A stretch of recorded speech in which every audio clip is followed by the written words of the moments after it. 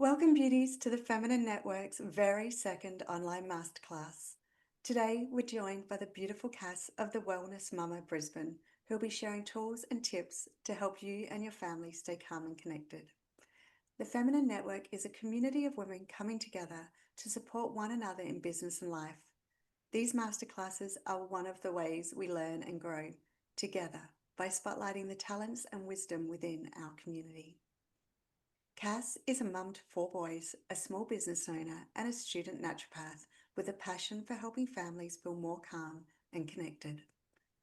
Drawing from real-life parenting experience and a growing understanding of the nervous system and natural health, she shares simple, accessible tools that support emotional regulation for kids and their caregivers. I'm so glad you're here, and I hope you enjoy today's session. Welcome, Cass. Thanks. All right, so this is my first masterclass and my first live Zoom, so please bear with me. I'm super excited to be presenting though. Emotional regulation is something very close to my heart because we're all just so in our nervous systems constantly, and they're so dysregulated. So today is about simple free tools to reset. So a little bit about me. I'm Cass and I'm a mum of 4 boys, as Leah said before. I'm a student naturopath. I have been studying for a really long time, but I'm almost there. I've got about 18 months left. And I also own a crystal and essential oil business. So today's going to be about exploring simple and practical tools to support us and our families feel emotionally balanced using breath, grounding, sensory connection, and through a calm, playful lens, because often it gets talked about with such education. And I think sometimes we just need to look at it as a playful thing and something that can be done quite easily when we're out of balance.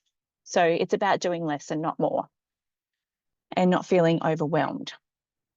So who I am, I've already said that I'm a mum of 4 boys and I've lived in the chaos, and I still am. It can be very intense and overwhelming at times. I'm not an expert by any means, but I do feel that I bring a sense of realness to the parenting space, no sugarcoating. So sometimes I drop the F-bomb and I'm sorry if that happens. But it's just about being real and not having a superficial face on all the time when it comes to parenting.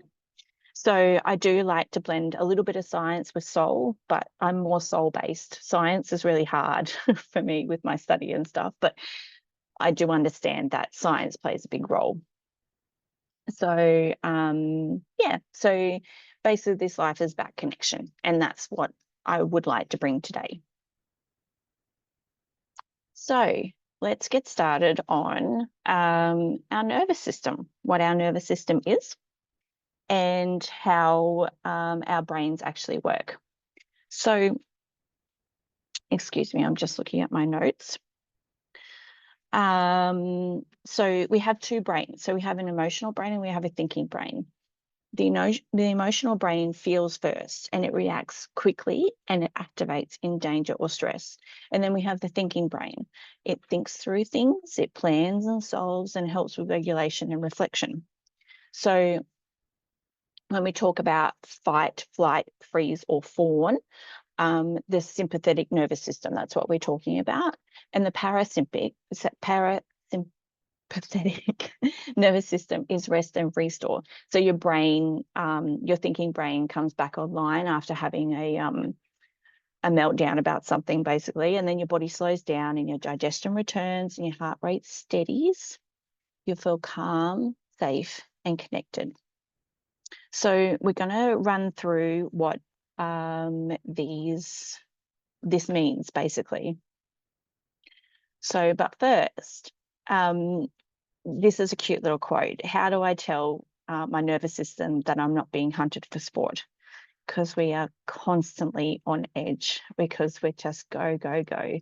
It just feels like there's never a moment that we can actually stop and just breathe.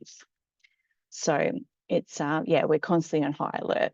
So yeah, so we're going to talk about what that means for us and our children. So a lot of these things are surrounded, for the way I've put them is for families, mainly for children, but all of these things can be used for adults too, because if you find that if a parent is calm and regulated and connected, children will follow.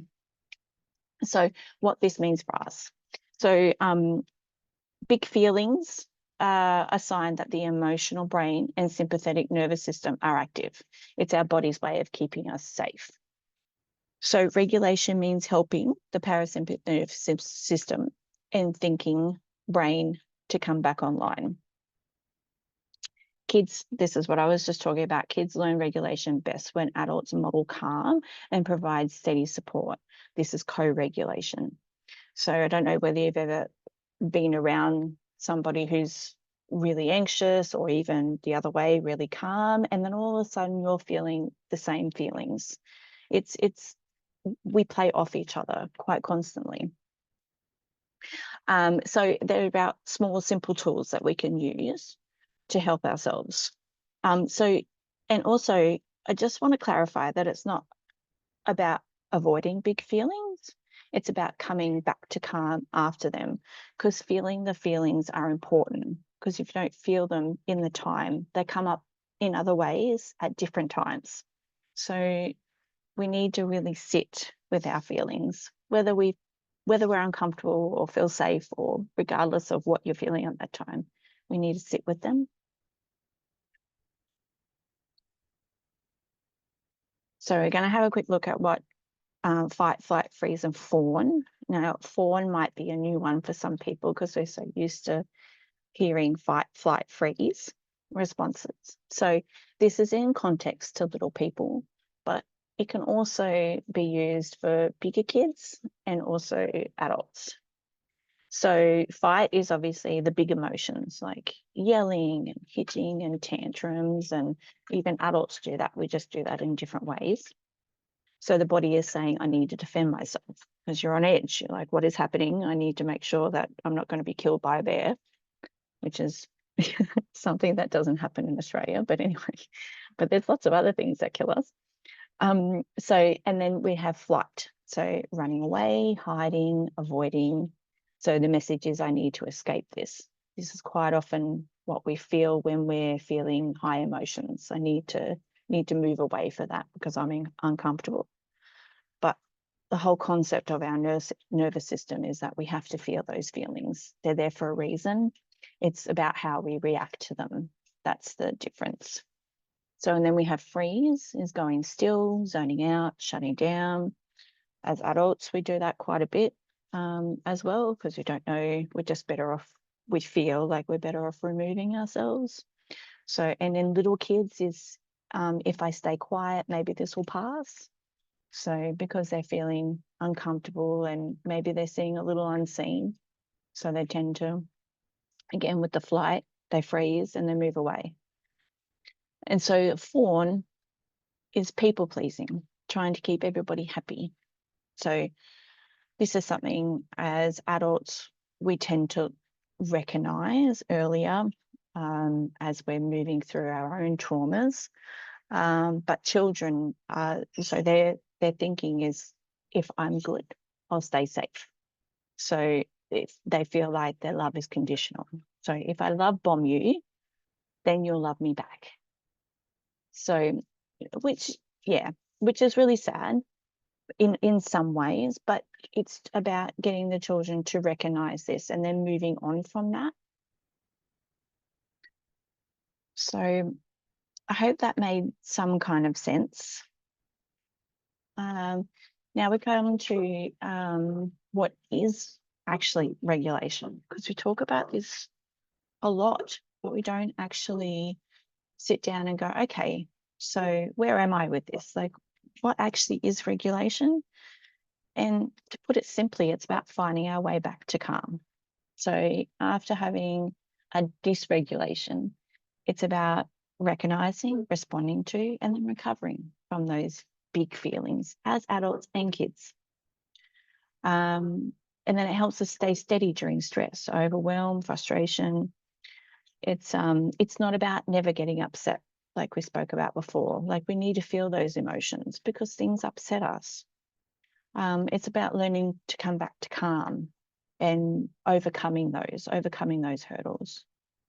Kids are still learning these skills, and adults as well, mind you, some of them, and they need our help along the way. So regulation is what helps kids feel safe inside their own bodies. And when they feel safe, they just behave better, basically. So their emotions are in check and they feel like they belong. And once they learn how to regulate themselves, if we're able to show them and teach them how to regulate themselves and bring themselves back to calm, then they're not so scared to have those emotions. They don't try to bottle them down or contain them, which is when I see with women when they get older, we have so many emotions all pushed down inside us because we've not learned how to express them in a healthy way and then bring our nervous system back down. We're taught not to show anger. It's not a good girl trait. So we push that one down.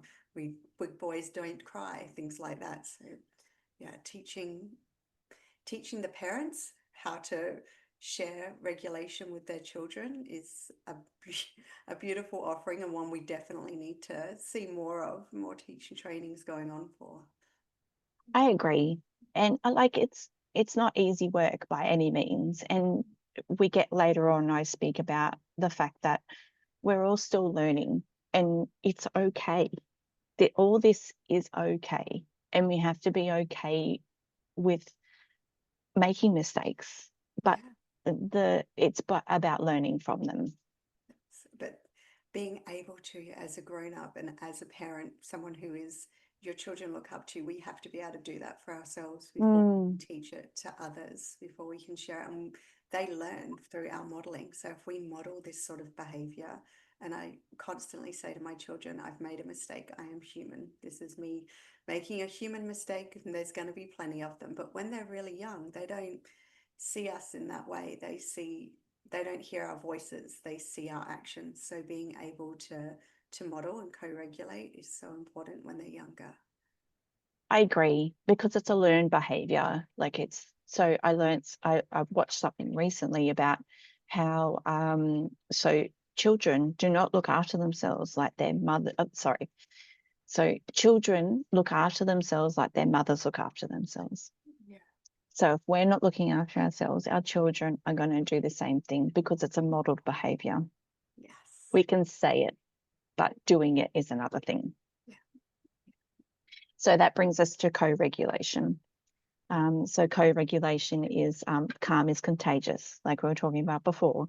So kids learn to regulate by being co-regulated with a calm, safe adult. Our tone, breath, and presence send their nervous system a message. You're safe. I'm here. It's not about perfect parenting, like we were talking about just before as well, because we all make mistakes. It's about being present and steady. So even one regulated adult can make all the difference for a child in distress. So whether that be in a different setting where you're not there with your child, it could be the teacher, it could be the teacher aide, it could be a friend, it could be their coach, it could be absolutely anybody. If they've got one regulated adult in their life that they see consistently, that makes a really big difference as they grow. So calm kids, calm grown-ups create calm kids. And like, I know some of this terminology may sound like co-regulation sounds huge, but if we just remember that it's literally about feeling. So whatever we're feeling, the person next to us is going to be feeling some form of that as well, because we radiate those things. Have you ever seen a person that, you go to the shops or something and they're just always happy, like smiling? Like, it could be a cash register assistant, it could be, the guy at the fruit shop. But if they're just always happy and they've got this beautiful presence, you walk away going, oh yeah, and with a smile in your face, and you don't even realize. Yeah. Smiling's definitely contagious. Smiling is contagious. So I know we spoke about a little bit about the little kids, but I just wanted to pop in here the older kids because I myself have older children and we've gone through the teenage stuff and now they're young adults. But I still have little kids who are 8 and 10. But so as kids grow, their feelings get bigger. But words don't always keep up. Sometimes they're just angry and don't know why, and that's completely normal. I think it's important to remember that as teenagers, as they grow older, they don't know what's happening to their bodies and their mental health and everything as well, because their hormones are just raging, pulsing. They just have to be angry at something. Boys in particular are just angry, and the person closest to them is usually who cops it. So that is not something that is your fault. That it's almost like a rite of passage. So they either externalize it or they internalize it. So you really have to watch for that. So where are we? So older kids may not want to talk. They just need a release. So try physical tools like hitting the bed with a pool noodle. That one worked really good for us because I can't damage anything. So I literally just bought them a $2 pool noodle from Kmart and I just left it in their room. I'm like, go nuts. And occasionally they like you'd hear the banging, like of them hitting the bed and just out of frustration, like, but you don't stand there and watch them. You're like, oh, I need to watch you do this, like you just put the little seed in their head and go, this might be helpful when you're feeling overwhelmed, or buy a boxing bag but we're talking about free and easy things. We And do star jumps. So yeah, okay. my daughter's nearly 19, but Yep, she has too much energy built up. The yep, boys do push-ups. Last night we were doing push-up competitions because they yep, were driving me crazy. yep, But I say to her, just go out and like do star jumps and like flick it all away from you. yep. So you just sort of visualizing getting it out and releasing it. I think trampolines are always really good for that as well. I agree. Okay, I agree. So humor, so having a giggle about things, and don't overtalk it. So, and things like that's a lot. Want to smash a pillow instead of your sibling. So, I like that. so yeah, and then plant a seed and then leave it. Especially with boys, I found they don't want to be talked to or managed. They need to be able to. They need autonomy. So planting a seed, casually saying things like, I went for a walk and it actually cleared my head, and then I'm thinking of joining the gym for my mental health, not to get ripped, or you're not telling them to, so you're not telling them to do it, you're modeling self-regulation.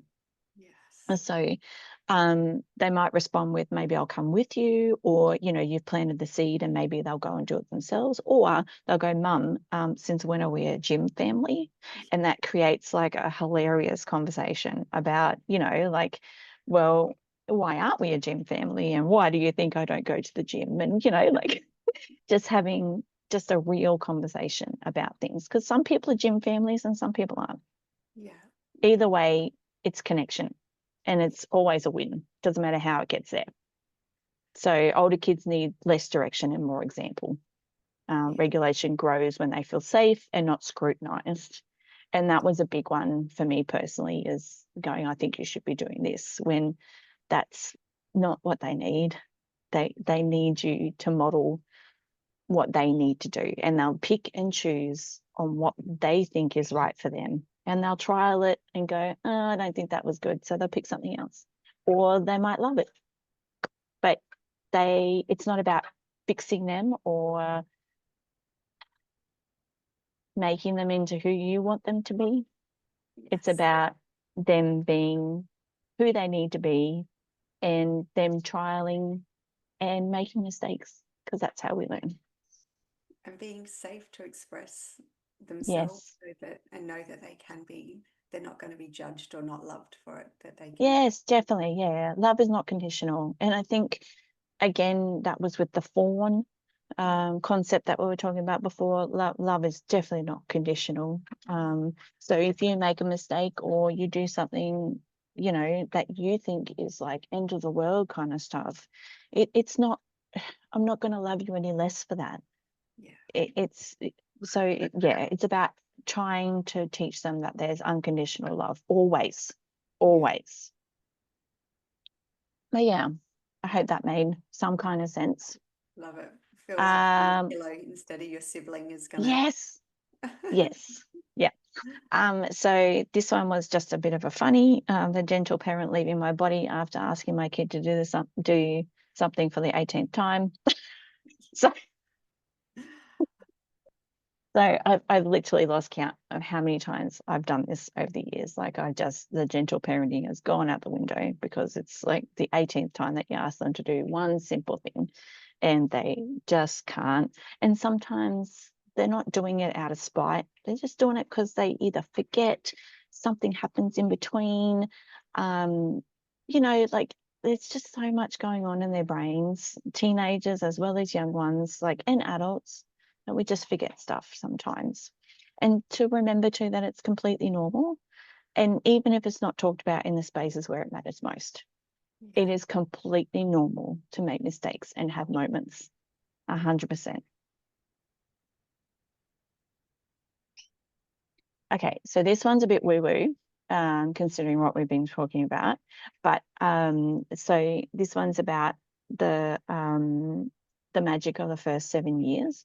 So in many spiritual traditions, it's believed that children remain deeply connected to the spirit world, intuition, or divine energy, however you look at that, until around the age of 7. So that makes them softer, more open, attuned to non-verbal and emotional cues, which is what we were talking about before. It's like somebody's energy really rubs off on you when you spend some time with them, you know. They speak about just knowing some things without explanation. Their imagination and dreams and sensitivities are not distractions, they're reflections of this connection. So again, this is a belief, it's not science-based, it's just something that it makes sense when they're so little.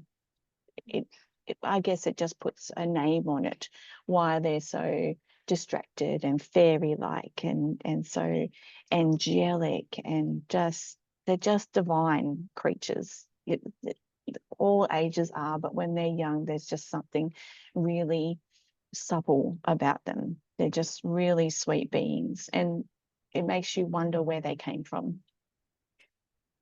And so around the age of 7, doesn't happen with all children, but around the age of 7, the veil begins to thin. So as in reality starts to kick in. And so they're grounded a little bit more. And so this is also around the time that they have a bit of a hormonal shift as well, 7, 8. They go through a bit of a hormonal change and then again later on.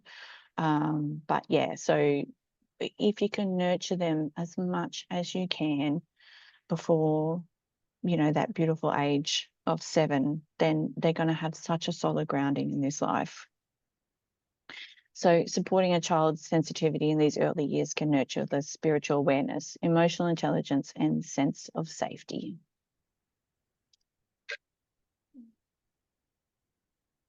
So again, with the mistakes, there's no wrong way.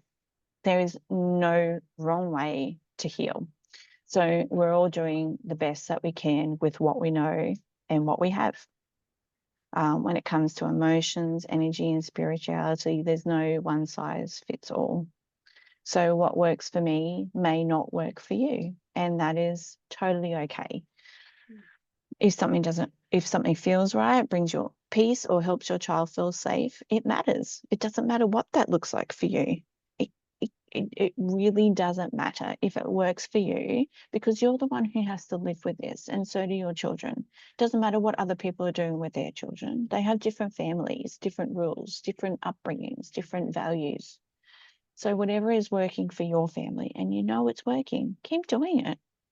If it feels good, keep doing it. So this space is about gentle tools, curiosity, connection, and not perfection. Your way is valid. Your intuition is welcome.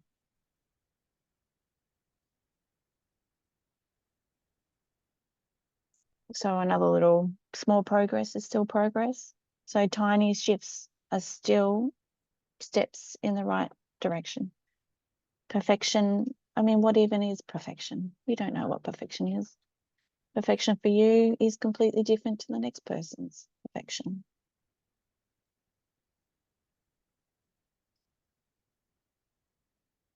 So emotional regulation.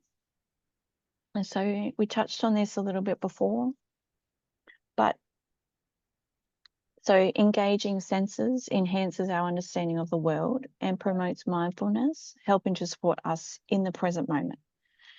Because at the end of the day, the present moment is all we have. We don't have the past, we don't have the future. It's just about now and what we can do with now. So we talk about the three senses, so sight, sound, touch. There are obviously more, but these are the three that are quite easy to, because they're an everyday occurrence: sight, sound, touch.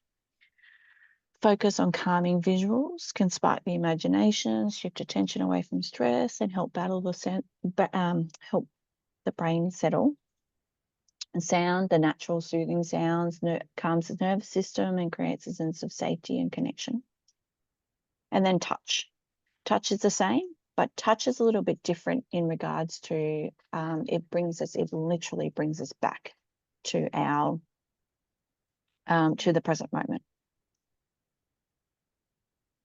Okay, so there's a couple of, now that we've touched base on what co-regulation is and regulation and emotion, and so we're going to talk about breathing, which is free, easy, and completely underrated. The best part is, like, breathing is completely free. You don't need to do anything special. You just need your lungs and a little bit of time. Just the smallest amount of time. One deep breath can make the world of difference in any situation. So you can, as I said, you can use it at any time, home, school, in the car, and it doesn't look unusual. It's not like doing your or, like doing nostril breathing or anything like that. You're just taking a big breath and sometimes letting out a sigh as well with that if you're feeling overwhelmed at the time. Just letting out that energy and going, okay, I'm done with that. Let's move on to the next. So breathing is often ignored because it's so automatic. We need it to live. We need it to survive. So we do it all day without thinking. So when we slow it down on purpose, it becomes a powerful way to calm our mind and our body. I think that the breath is the number one way to calm our nervous system, to regulate and to go back into that ventral vagal system where you're just like, I even, agree. yeah, out of everything else that we do on top of it, the breath is always my number one, the first thing I reach for every day. I just love that it's free and it's easy. It's Yeah. just remembering to do that. Yeah. So this is you need something that dings off in your brain going, oh, breathe. When I see people with like breathe Oh, tattooed on their arm, yeah, and yeah, you see like people making fun of them, like, oh, they need to be reminded to breathe. But no, I'm like, yeah, I get that. I was yeah. thinking maybe like a breathe bracelet. Yeah, definitely. Because because we do it constantly. It's not something that we actually think about when we do it. And it's such a really good tool to use, and everybody can do it.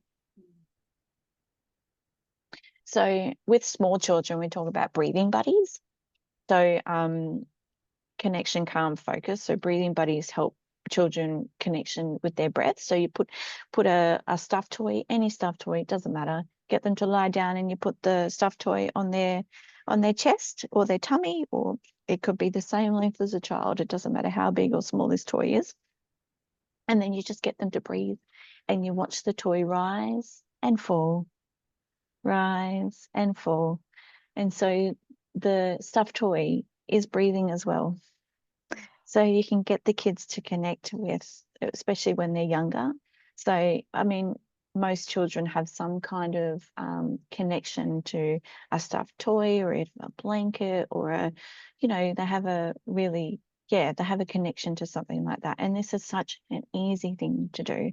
So when they're feeling overwhelmed, or they can even just sit and have the bear or toys sitting on their chest, and they just hold it while they're breathing up and down, and the toy is doing it with them. So I it's love it. fun. Yeah. It's So fun and it's easy and it's like focus. So yeah. yeah.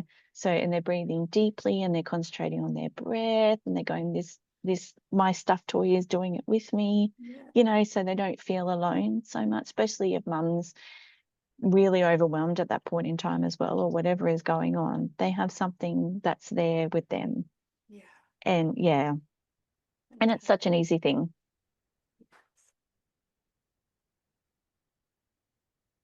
Okay, so the second thing we're going to talk about is grounding. So bare feet, such an important thing when it comes to being outside. So, well, when it comes to grounding ourselves, basically, that's where the term comes from. So have you ever noticed that kids love to kick their shoes off? They want to touch the ground. They don't want to wear shoes generally. There's a fight about it when they're younger. Even my 10-year-old still doesn't like to wear shoes. I pick him up from school most days and he's got no shoes on. So the classes, yeah, that his teacher's really good like that. But there's a good reason for it. It's not just playful curiosity. Touching the earth can naturally regulate the nervous system.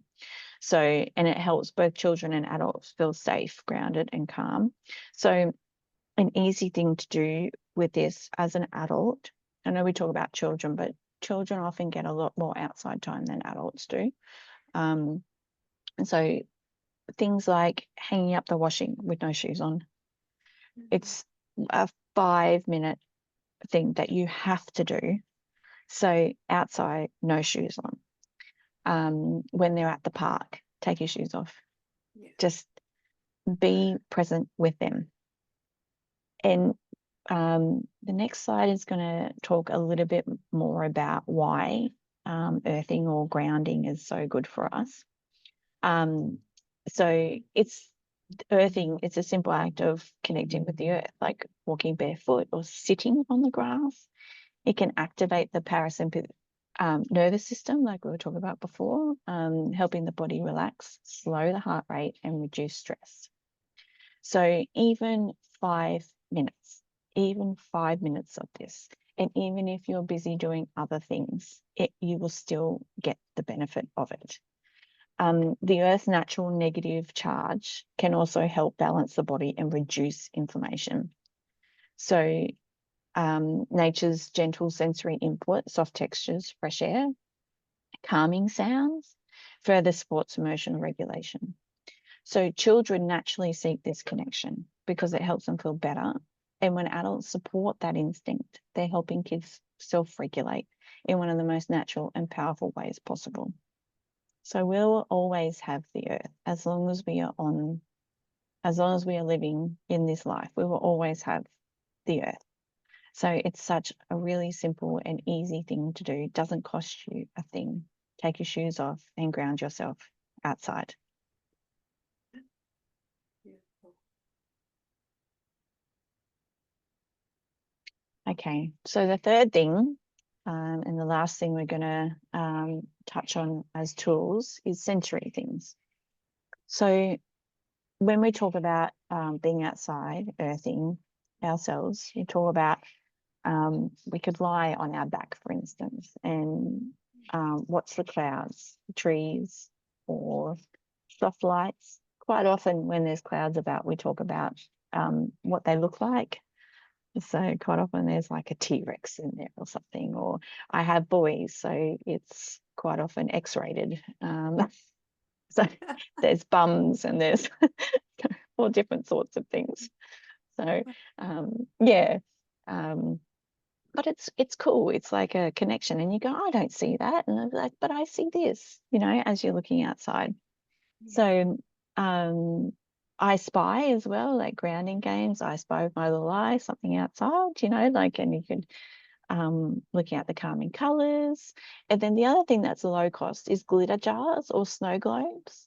They're so easy to make and do. So quite often we have jars left over from things that we bought or used. Just they're so easy DIY. Just Google it. Yeah.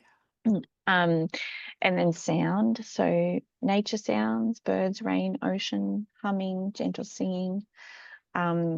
Listening walks is a good one. So name 3 things you hear.